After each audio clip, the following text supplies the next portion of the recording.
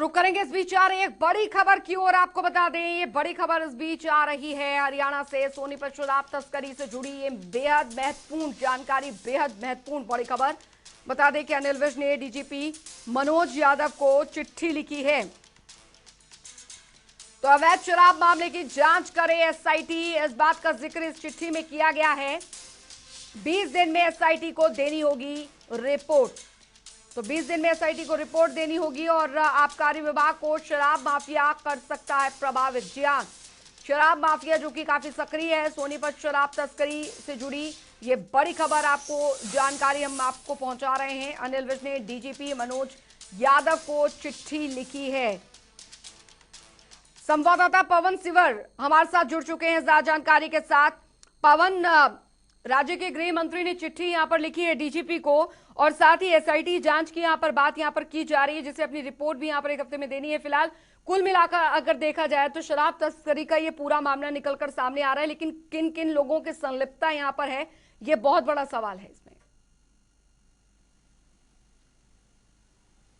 जी बिल्कुल, हरियाणा के गृह मंत्री अनिल विज ने इस मामले में डीजीपी मनोज यादव को एक चिट्ठी लिखी है और उस चिट्ठी में समय सीमा भी एसआईटी की जो है जांच की वो तय की गई है। ये कहा गया है कि 20 दिन में एसआईटी जो है वो अपनी रिपोर्ट दे और साथ ही विज ने डीजीपी को लिखी चिट्ठी में ये भी कहा है कि इस मामले में जो आबकारी विभाग के एक अधिकारी को शामिल किया जाए, साथ ही पुलिस महकमे से एक अधिकारी को शामिल किया जाए और प्रशासनिक सेवा से एक आईएएस अधिकारी को इस एसआईटी में शामिल किया जाए। उन्होंने कहा है कि जो विभाग है आबकारी विभाग, उसमें कहीं ना कहीं शराब माफिया उस प्रभावित करने की कोशिश कर सकता है।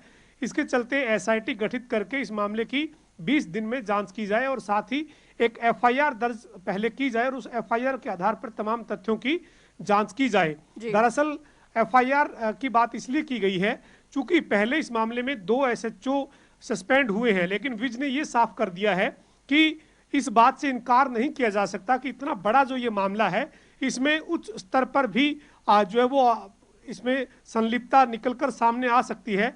इसके चलते केवल 2 एसएचओ को सस्पेंड करना ही महज कोई कार्रवाई नहीं है। उनके अलावा इस मामले में किस किस के कहां तार जुड़े हैं इसकी जांच एसआईटी करे और साथ ही इस मामले में जो एसआईटी गठित की गई है ये एसआईटी अपनी 20 दिन के अंदर रिपोर्ट सौंपे। दरअसल हरियाणा कैबिनेट की जो 5 मई को बैठक हुई थी, उस बैठक में कैबिनेट बैठक के अलावा जब अन्य मुद्दों पर चर्चा शुरू हुई तो सबसे पहले ये सोनीपत के शराब तस्करी के मामले में चर्चा हुई और यहाँ पर इस मामले में ऐसा ही गठित करके जांच करने का फैसला मैं आपके पास आऊंगी। बीजेपी प्रवक्ता जवाहर यादव जी हमारे साथ जुड़ गए हैं। जवाहर यादव जी, राज्य के गृह मंत्री अनिल विज द्वारा डीजीपी को ये पत्र लिखा गया है और शराब तस्करी के मामले में एसआईटी द्वारा जांच की यहाँ पर बात की गई है। 20 दिनों में रिपोर्ट भी यहाँ पर देनी है, लेकिन संलिप्तता को लेकर यहाँ पर सवाल उठ रहा है कि आखिर इस दौर में, इस वक्त में आखिरकार शराब तस्करी का जो मामला है बहुत अहम सवाल है यहाँ पर कि संलिप्तता यहाँ पर किन किन की थी, ये जांच का विषय भी है। देखिए, आपने प्रश्न किया और आपने इसका उत्तर दे दिया जी। एसआईटी इस पर बैठ गई है और इस पर जांच होनी चाहिए, तो एसआई का काम ही इन्वेस्टिगेशन करना है, उसका अर्थ ही यही है, स्पेशल इन्वेस्टिगेशन करना।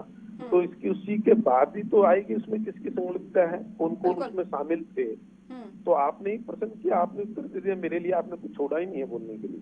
जी, लेकिन सर इसमें जांच अगर यहाँ पर होती है और वो भी ऐसे समय में, समय तो यहाँ पर ये भी है ना, लॉकडाउन पूरी तरीके से चल रहा है, इतनी सख्ती यहाँ पर बढ़ती जा रही है, लेकिन इस तरीके के मामले के सामने आने के बाद भी तो तभी तो सवाल उठ रहे हैं और तभी वो हम सवाल उठा रहे हैं।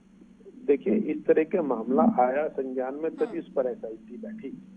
और कहीं भी कोई होता है, देखिए सरकार की मानसिकता इससे पता चलती है कि अगर उसके सामने घटनाएं होती है, दुर्घटनाएं घटती है, जिस केसों में फांसी तक की सजा होती है वो भी घटते हैं, तो उसमें ये होता है कि जो भी घटना घटे उस पर तत्काल कार्रवाई होनी चाहिए, तुरंत उस पर एक्शन लिया जाना चाहिए। ये विषय जैसे ही संज्ञान में आया, सरकार ने इस पर एक्शन ले लिया और मुझे लगता है कि अभी 20 दिन का समय है आपके माध्यम से जो है, तो उसमें 20 दिन मुझे लगता है इंतजार करना चाहिए। जब इसकी रिपोर्ट आएगी उसमें मुझे लगता है सारे पहलू, जिसकी जानकारी आपको चाहिए और जिसकी जानकारी सरकार को चाहिए और जो पब्लिक भी जानना चाहती है, वो सब आ जाएंगे और उसके आधार पर जो कार्रवाई बनती होगी वैधानिक दृष्टि से, कानून की दृष्टि से, जो उस पर एफआईआर होनी चाहिए, जो व्यक्ति उसमें शामिल है, हम ये कर सकते हैं कि इस सरकार में कोई भी अपराधी चाहे कितना भी बड़ा क्यों ना हो, उसको कोई बचाता नहीं है, उसको कोई राजनीतिक संरक्षण देता नहीं है। यहाँ कानून अपना काम करता है, चाहे वो अपना हो चाहे पराया हो, हम किसी को नहीं छोड़ते।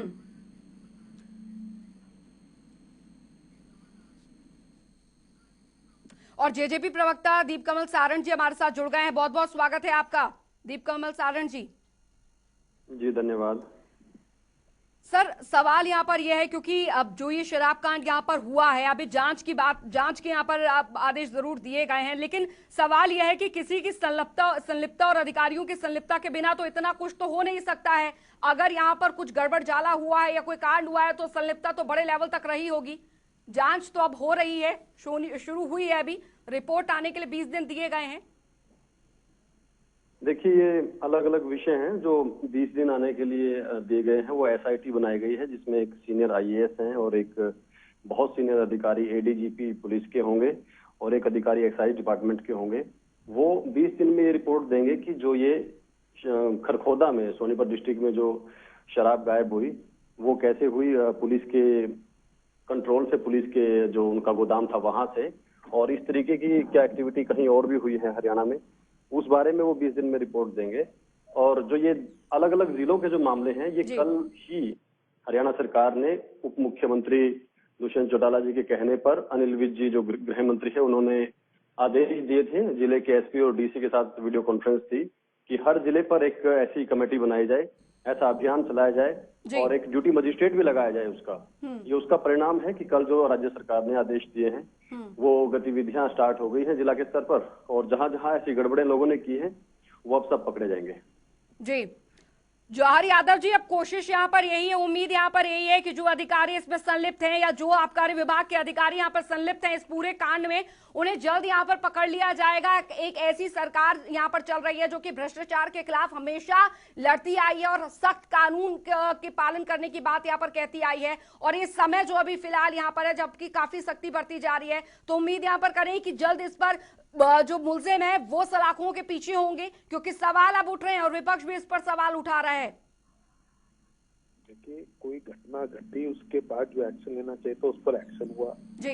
अब उसमें बड़ा अधिकारी शामिल है या छोटा अधिकारी शामिल है, कोई पॉलिटिकल व्यक्ति है या कोई नॉन पॉलिटिकल व्यक्ति है, इस पर मुझे लगता है आज टिप्पणी करना बनता नहीं, क्योंकि ये इन्वेस्टिगेशन का काम है। इन्वेस्टिगेशन से जो भी इसमें मंथन निकलेगा, ये मान के चलिए कि उसमें जो भी नाम आएंगे वो बचेंगे नहीं, चाहे वो कोई भी हो, चाहे वो कोई अधिकारी होगा, चाहे वो कोई समाज से भी कहने वाला तथाकथित होगा, कोई राजनीतिज्ञ होगा, कोई अन्य जो इसके नाम आएंगे, कोई ठेकेदार होगा, जो शराब माफिया से जुड़े लोग होंगे, जो भी निकल सकते हैं, क्योंकि मुझे आज की डेट में मालूम ही नहीं कि उसमें कौन कौन लोग शामिल हैं। तो जब ये एसआईटी अपनी रिपोर्ट दे देगी तो मुझे लगता है कि 20 दिन बाद एक बार हम दोबारा से मिलते हैं इसी डिबेट पर, और उस समय इस पर कौन कौन नाम आए, उन पे क्या एक्शन हुआ और क्या उस पर वो होगा, आप इसका फॉलोअप लीजिए। मुझे लगता है कि आपको फॉलोअप लेके आनंद आएगा कि वास्तव में सरकार कैसे काम करती है भ्रष्टाचार के खिलाफ, वो आपको देखकर अच्छा लगेगा। नहीं, बहुत अच्छा लगेगा सर जब इसके जो संलिप्त जो लोग हैं जो कि इस पूरे कांड में शामिल हैं वो यहाँ पर सामने निकल कर आएंगे। लेकिन एक्साइज विभाग भी तो डिप्टी सीएम दुष्यंत चौटाला के पास है। अब ऐसे में क्या कितनी पॉसिबिलिटी है कि आबकारी विभाग के अधिकारी भी इस पूरे कांड में संलिप्त हो सकते हैं? देखिए, कौन और कार्रवाई होगी उन पर या नहीं है, कौन इसमें शामिल है या नहीं है, ये मैं तो नहीं कह सकता, ये तो एसआईटी ये बताएगी। और एसआईटी की रिपोर्ट में जो भी आएगा उसमें किसी के लिए, उसमें अगर कोई पॉलिटिकल व्यक्ति होगा वो भी होगा, उसमें कोई सामाजिक व्यक्ति होगा वो भी होगा, उसमें कोई ठेकेदार भी होगा, उसमें कोई एक्साइज भी होगा, उसमें कोई पुलिस विभाग का भी होगा, उसमें जो भी व्यक्ति शामिल होगा, इसमें ये विषय नहीं है कि ये इस विभाग को दुष्यंत जी देखते हैं, कोई और देखता है, या गृह मंत्री जी देखते हैं, इसके अनिल विज जी गृह विभाग को देखते हैं। यहाँ तो सीधे आदेश दिया है एसआईटी को कि वो अपनी इन्वेस्टिगेशन करे। इन्वेस्टिगेशन में जो तथ्य आएंगे उसके आधार पर कार्रवाई होगी, ना कि किसको कौन विभाग देखता है इसके आधार पर। और ना हमारे यहाँ मंत्री की किसी की भी मंशा ये होती है कि अगर उनके विभाग से संबंधित मामला हो तो उसको रफा दफा किए जाए। हमारे यहाँ तो ऐसे मंत्री हैं जो अपने विभाग में खुद ही तुरंत अपने अधिकारियों पर तुरंत एक्शन लेते हैं। तो इसलिए विषय ये है ही नहीं कि कौन इसमें शामिल है नहीं है, जो शामिल होगा उस पर कानून अपना काम करेगा। बहुत बहुत शुक्रिया जवाहर यादव जी जनता टीवी से खास बातचीत के लिए। और लगातार हमारे संवाददाता पवन सिवर भी हमारे साथ बने हुए हैं, जेजेपी प्रवक्ता दीप कमल सारण जी भी हमारे साथ लगातार जुड़े हुए हैं। दीप कमल सारण जी, क्योंकि अब कुल मिलाकर स्थिति यहाँ पर ये है, लॉकडाउन चल रहा है, शराब के जो कई ठेके थे वो बंद थे। अभी फिलहाल ये थोड़ी सी रियायतें दी गई थी कि चलिए अब थोड़ा धीरे से जो अर्थव्यवस्था है और जो व्यवस्था है उसे ठीक किया जाए, शराब के ठेके जो हैं रेवेन्यू जनरेट हो वो खोला जाए, सख्ती बरती यहाँ पर जाएगी। लेकिन एकाएक शराब के ठेके खुलते हैं, एकाएक ये कांड जो है वो निकल कर सामने आता है। कहीं ना कहीं तो कोई ना कोई तो लूप होल रह गया होगा। ऐसे में उस प्रदेश में जहां पर जो डिप्टी सीएम दुष्यंत चौटाला जी ने भी इसको लेकर बात कही थी कि भाई देखिए, किसी भी तरीके का कोई भी घोटाला हो, चाहे वो उनके विभाग से जुड़ा भी घोटाला हो, वो बर्दाश्त नहीं किया जाएगा। इतनी सख्ती के बावजूद भी अगर प्रदेश में इस तरीके की चीजें हो रही हैं तो सवाल तो उठने लाजमी है।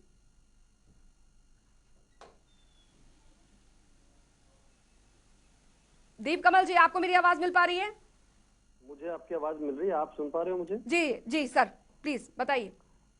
मैं आपसे ये निवेदन कर रहा हूँ कि जांच को होने का थोड़ा वक्त दीजिए। जो अधिकारियों को काम दिया गया और उसमें पुलिस के वरिष्ठ अधिकारी हैं, एक्साइज डिपार्टमेंट के भी वरिष्ठ अधिकारी हैं, वो जिला स्तर पर, और ये उप मुख्यमंत्री जी के कहने पर ही ये कमेटियां बनी गई हैं जिला स्तर पर। उन्होंने ही ये कहा है कि ये इस तरीके की जो बातें आ रही हैं इसका स्पष्ट सामने आनी चाहिए बात कि कौन क्या कर रहा है, किसने क्या किया है।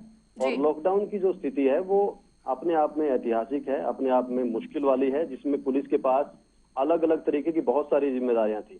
अब मान लीजिए खरखोदा का जो कल का मामला है, जिसमें पुलिस के गोदाम से अब उसको भी लोग इंटरप्रेट कर रहे हैं कि क्या वो आबकारी विभाग के अधिकारियों की मिलीभगत से हुआ, ये थोड़ा सा समझने की जरूरत है। पुलिस जब कोई शराब जब्त कर लेती है तो उसके छोटे छोटे सैंपल अपने पास जांच रिपोर्ट के लिए थाने में रखती है, और बाकी मान लीजिए उन्होंने 5000 पेटियां पकड़ी, अब 5000 पेटियां वो थाने में तो रखेंगे नहीं, उनके छोटे छोटे सैंपल लेंगे, उसका रिकॉर्ड करेंगे कि प्लास्टिक की बोतल थी, कांच की बोतल थी, कैसे रंग की शराब थी, और बाकी सब चीजें जो होती है वो कागज पर लिखेंगे, छोटी छोटी बोतलों में उनका सैंपल लेंगे, और बाकी जो सरकारी गोदाम है, माल खाना जिसको बोलते हैं, पुलिस का जो गोदाम होता है वहां पर उनको रख देते हैं, भर्ती करा देते हैं। वहां से ये गायब हुई है, वो किसी भी तरीके से आबकारी विभाग से संबंध नहीं होती है। वो सारा का सारा जो लोकल एसएचओ है, और 2 एसएचओ सस्पेंड कर दिए गए हैं इस चीज के लिए, और जांच के लिए कमेटी बना दी गई है कि जिले में, पूरे राज्य में अगर कहीं और भी ऐसी कोई बात हुई है तो उसका पता लगाएं, और जो आरोपी हैं, जिन्होंने कोई गड़बड़ की है, किसी भी विभाग के हों, अधिकारी हों, नेता हों, कोई और तरह के लोग हों, कोई स्मगलिंग करने वाले लोग हो, सबको जो है वो लाइन हाजिर किया जाएगा और सबके खिलाफ कार्रवाई होगी। दीप कमल सारण जी, हमारे संवाददाता पवन सिवर भी हमारे साथ जुड़े हुए हैं, वो भी आपसे सवाल पूछना चाह रहे हैं। जी पूछिए। पवन, सवाल पूछिए आप। जी दीप कमल जी, यही सवाल है कि यही सवाल है कि जब पुलिस की निगरानी में गोदाम था, यानी पुलिस ने ही जो शराब पकड़ती है, पुलिस उस पकड़ी हुई शराब को माल खाने के तौर पर उस गोदाम में रखती है, और उसके बावजूद वो शराब जो है वो बाहर निकल रही थी और अवैध तरीके से वो बिक्री के लिए जा रही थी। तो दीप कमल जी, सवाल यही है कि जिनके पास रखवाली का जिम्मा था वही संलिप्त थे, यानी पुलिस के 2 एसएचओ सस्पेंड भी किए गए हैं। देखिए, अब ये तो पूरी रिपोर्ट सामने आएगी कि उन्होंने वहां से कैसे उसको निकलने दिया, कौन लेकर गए, कौन सी गाड़ियों में लेकर गए, और वो आगे कहाँ सप्लाई हुई। ये तो जांच के बाद, अभी तो परसों शाम की बात है, 5 तारीख को जो मेरे पास जो ऑर्डर आया है होम मिनिस्टर साहब का, अनिल विज जी का, उन्होंने लिखा है कि डीजीपी ने उनकी जानकारी में लाया 5 तारीख को, और 6 तारीख की सुबह इस पर दोपहर होते होते इस पर ऑर्डर जारी कर दिया गया कि एसआईटी बनाकर इसकी जांच हो। और जो 5 तारीख की शाम को कैबिनेट मीटिंग थी उसमें बाकायदा ये चर्चा में भी आया था, और उस कैबिनेट मीटिंग के बाद ही पवन, आप भी वहां मौजूद थे, उप मुख्यमंत्री जी ने खुद ये कहा था कि हाँ, हमने 26 मार्च को, 31 मार्च को, और उसके बाद बार बार जो हमारे जो आबकारी विभाग के जो स्टोर हैं, जो L1 के जो ठेकेदार हैं, उनके और जो अलग अलग ठेके हैं जगह जगह, उन सबके रिकॉर्ड की जो जांच है वो 26 मार्च को जिस दिन शराब बंद की गई थी वो, 31 मार्च को जिस दिन पिछला वित्तीय वर्ष खत्म हो रहा था उस दिन, और अंत में भी 5 मई को भी, हर दिन का रिकॉर्ड है। और उन्होंने कहा था कि हाँ, कुछ जगह पर रिकॉर्ड में कमी या उसमें फेरबदल मिला है, और उसके लिए हमने, शायद मुझे जितना ध्यान आ रहा है, उन्होंने कहा था कि हमने 21 मामले दर्ज कर लिए हैं, और बाकियों पर भी एक एक जगह जहां जहां जिस ठेकेदार के रिकॉर्ड में गड़बड़ मिली है उसके खिलाफ कार्रवाई होगी, और सख्त कार्रवाई होगी। ये 2 पहलू हैं, आबकारी विभाग के जो गोदाम है या जो जहां पर स्टोर है वो अलग चीजें हैं, पुलिस के जो मालखाने हैं वो अलग विषय है। तो हर स्तर पर जहां जहां गड़बड़ हुई है, बार बार आशंका ऐसी जाहिर की गई उप मुख्यमंत्री साहब की तरफ से भी, बाकी तरफ से भी, कि क्योंकि हमारी पुलिस और प्रशासन व्यस्त है कोरोना संकट से निपटने के लिए, कोई भी ऐसी स्थिति ना बने कि 1996 से 99 के बीच जब हरियाणा में शराब बंदी थी तब कोई शराब माफिया इकट्ठा खड़ा हो गया था या लोगों को आदत पड़ गई थी घर में शराब निकालनी, वैसी स्थिति ना बने। इसलिए ये एक शुरू से ही निगरानी में था, शुरू से ही नजर में था, इस पर एहतियात भी बरती गई है। लेकिन फिर भी कुछ शरारती तत्व होते हैं, अगर उन्होंने कोई शरारत उसके बावजूद की है तो सारे के सारे नप जाएंगे। आने वाले दिनों में सबके नाम सामने होंगे, सब जांच के दायरे में होंगे, अधिकारी होंगे तो सस्पेंड होंगे, कार्रवाई होगी, नौकरी जाएगी उनकी, और बाकी लोग होंगे तो वो भी जेल की हवा खाएंगे। इसमें कोई शक किसी को होना ही नहीं चाहिए। जी